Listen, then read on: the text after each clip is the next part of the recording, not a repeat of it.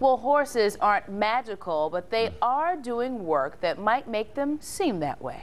That's right. It's called equine-assisted psychotherapy, or EAP.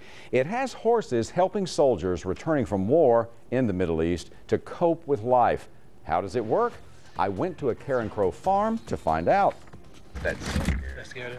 How did you deal with it, or not deal with it? I didn't deal with it. When Bill Langford returned from service in Vietnam 39 years ago, he suffered from post-traumatic stress syndrome, PTSD. When going to the VA determined I had the markers for post-traumatic stress disorder and asked me if I wanted to see a counselor. And I think the answer I gave is symptomatic of most people with a trauma issue.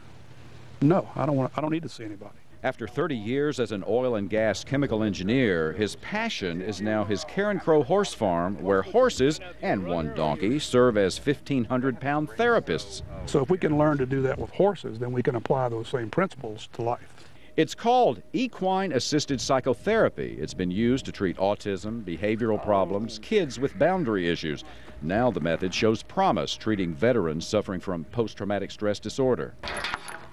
So I'm going to let you experience it. Okay. But why horses? Horses are very in the moment. They aren't smart enough to worry about what happened to them last week when the lion was chasing them. And they aren't intelligent enough to think about what's going to happen next week. They're very zen. They're very zen. What we're trying to do is to teach people how to be in the moment, even though we have a past. And we're going to have a future, but we need to be centered in the moment. Come on, let's go look at the herd. Okay. One of the things we want to look at is to see how they communicate with each other. So what do you see happen? Well, this one doesn't like me very much, and the donkey wants some attention. Why do you say he doesn't like you? Well, he went away. He did like. So when people turn away from you, that means they don't like you? Well, maybe I was rubbing him the wrong way. Maybe so. If you had to move a horse that weighed 1,500 pounds and a horse didn't want to move, you couldn't do it, right? No. Come on. In most cases, the animals are not ridden, but just roam free in the corral. Exercises can be as simple as the client trying to make the horse do what the client wants it to. Like soldiers who have been to war, horses rely on their heightened senses for survival. These 3/4-ton therapists give humans new choices for relationship and emotional growth. So this is a lot like life's issues. They seem large.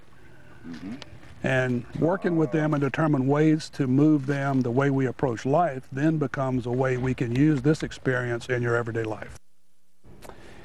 Now, the growing field of EAP shows promise in treating veterans. The study by the Georgia National Guard shows 100% of soldiers who completed therapy had dramatically reduced stress levels. The federal government estimates as many as 300,000 troops returning from war in the Middle East have symptoms of PTSD.